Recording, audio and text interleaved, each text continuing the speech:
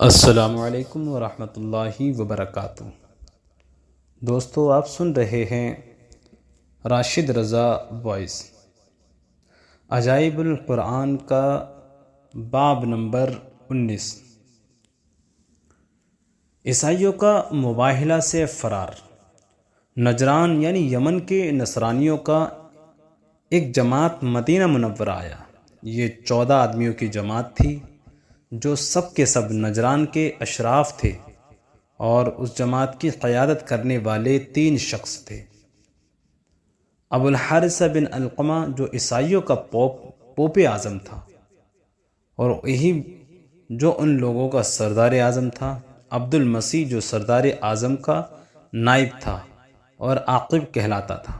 یہ سب نمائندے نہایت قیمتی اور نفیس لباس پہن کر عصر کے بعد مسجد نبوی میں داخل ہوئے اور اپنے قبلے کی طرف منہ کر کے اپنی نماز ادا کی۔ پھر ابو الحارثہ اور ایک دوسرا شخص دونوں حضور اکرم صلی اللہ علیہ وسلم کی خدمت میں حاضر ہوئے، اور آپ نے نہایت کریمانہ لہجے میں ان دونوں سے گفتگو فرمائی اور حسب ذیل مکالمہ ہوا۔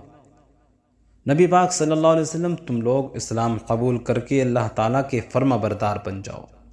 ابو الحارثہ، ہم لوگ پہلے ہی سے اللہ تعالیٰ کے فرما بردار ہو چکے ہیں۔ نبی، تم لوگوں کا یہ کہنا صحیح نہیں، کیونکہ تم لوگ صلیب کی پرستش کرتے ہو اور اللہ کے لیے بیٹا بتاتے ہو اور خنزیر کھاتے ہو۔ ابو الحارثہ، آپ لوگ ہمارے پیغمبر حضرت عیسیٰ علیہ السلام کو گالیاں کیوں دیتے ہو؟ نبی، ہم لوگ حضرت عیسیٰ علیہ السلام کو کیا کہتے ہیں؟ آپ لوگ حضرت عیسیٰ علیہ السلام کو بندہ کہتے ہیں، حالانکہ وہ خدا کے بیٹے ہیں۔ نبی نے فرمایا، ہاں، ہم یہ کہتے ہیں کہ حضرت عیسیٰ علیہ السلام خدا کے بندے اور اس کے رسول ہیں، اور وہ کلمۃ اللہ جو کنواری مریم کے شکم سے بغیر باپ کے اللہ تعالیٰ کے حکم سے پیدا ہوئے۔ ابو الحارثہ، کیا کوئی انسان بغیر باپ کے پیدا ہو سکتا ہے؟ جب آپ لوگ یہ مانتے ہیں کہ کوئی انسان حضرت عیسیٰ علیہ السلام کا باپ نہیں، تو پھر آپ لوگوں کو یہ ماننا پڑے گا کہ ان کا باپ اللہ تعالیٰ ہے، معاذ اللہ۔ نبی نے فرمایا، اگر کسی کا باپ کوئی انسان نہ ہو تو اس سے یہ لازم نہیں آتا کہ اس کا باپ خدا ہی ہو۔ خدا تعالیٰ اگر چاہے تو بغیر باپ کے بھی آدمی پیدا ہو سکتا ہے۔ دیکھو، حضرت آدم علیہ السلام کو تو بغیر ماں باپ کے اللہ تعالیٰ نے مٹی سے پیدا فرما دیا۔ اگر اس نے حضرت عیسیٰ علیہ السلام کو بغیر باپ کے پیدا کر دیا تو اس میں تعجب کی کون سی بات ہے؟ حضور علیہ السلام کے اس پیغمبرانہ طرز استدلال اور حکیمانہ گفتگو سے چاہیے تو یہ تھا کہ یہ جماعت اپنی نصرانیت کو چھوڑ کر دامن اسلام میں آ جاتا، مگر ان لوگوں نے حضور علیہ السلام سے جھگڑا شروع کر دیا، یہاں تک کہ بحث و تکرار کا سلسلہ بہت دراز ہو گیا۔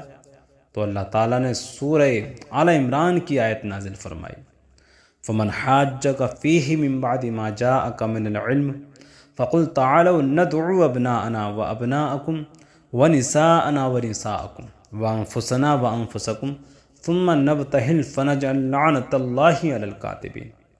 کنز الایمان کا ترجمہ، پھر اے محبوب، جو تم سے عیسیٰ علیہ السلام کے بارے میں حجت کرے بعد اس کے کہ تمہیں علم آ چکا ہو، تو ان سے فرما دو، آؤ ہم تم بلائیں اپنے بیٹے اور تمہارے بیٹے، اور اپنی عورتیں اور تمہاری عورتیں، اور اپنی جانیں اور تمہاری جانیں، پھر مباہلہ کریں تو جھوٹوں پر اللہ کی لعنت ڈالیں۔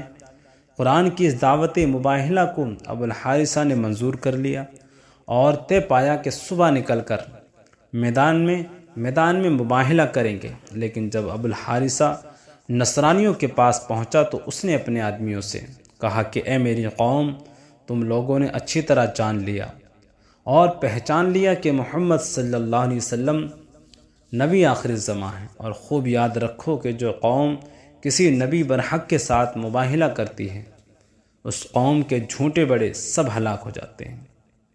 اس لیے بہتر یہی ہے کہ ان سے صلح کر کے اپنے وطن کو واپس چلیں۔ چلو، اور ہرگز ان سے مباہلہ نہ کرو، چنانچہ صبح کو ابو الحارثہ جب حضور اکرم صلی اللہ علیہ وسلم کے سامنے آیا تو یہ دیکھا کہ آپ حضرت حسین رضی اللہ عنہ کو گود میں اٹھائے ہوئے اور حضرت حسن کی انگلی تھامے ہوئے، اور فاطمہ تو زہرا رضی اللہ عنہ حضرت علی رضی اللہ عنہما آپ کے پیچھے چل رہے ہیں، اور آپ ان لوگوں سے فرما رہے ہیں کہ میں جب دعا کروں تو تم لوگ آمین کہنا۔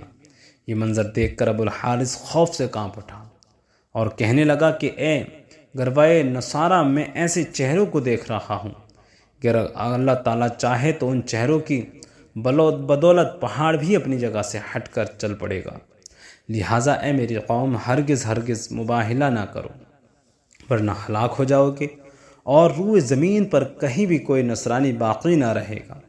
پھر اس نے کہا کہ اے ابو القاسم، ہم آپ سے مباہلہ نہیں کریں گے، اور ہم یہ چاہتے ہیں کہ آپ اپنے ہی دین پر قائم رہیں۔ حضور علیہ السلام نے ان لوگوں سے کہا کہ تم لوگ اسلام قبول کر لو تاکہ تم لوگوں کو مسلمانوں کے حقوق حاصل ہو جائیں۔ نصرانیوں نے اسلام قبول کرنے سے صاف انکار کر دیا، تو آپ نے فرمایا کہ پھر میرے لیے تمہارے ساتھ جنگ کے سوا کوئی چارہ نہیں۔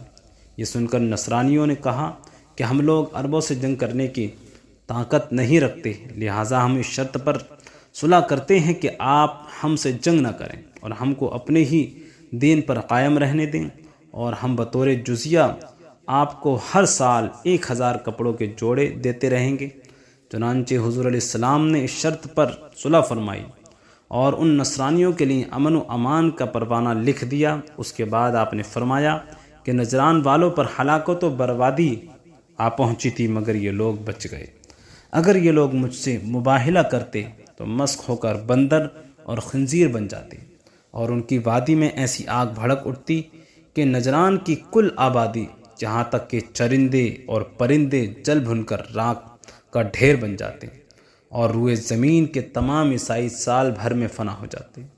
اس سے معلوم ہوا کہ خدا کے رسولوں کے ساتھ مباہلہ کرنا ہلاکت و بربادی ہے، بلکہ انبیاء و اولیاء اور اللہ والوں کا مقابلہ کرنا ان لوگوں کی بددعا کا سامنا کرنا بربادی و ہلاکت ہے، بلکہ خدا کے ان محبوب بندوں کی ذرا سی بے ادبی اور دل آزاری بھی انسان کو فنا کے گھاٹ اتار دیتی اور ایسی تباہی و بربادی لاتی ہے جس کا کوئی علاج ہی نہیں ہے۔ تو دوستو، یہ تھا باب نمبر 18۔ آپ حضرات کو پسند آیا تو ہمارے چینل کو سبسکرائب کر کے بیل آئیکن کو ضرور دبا دیں۔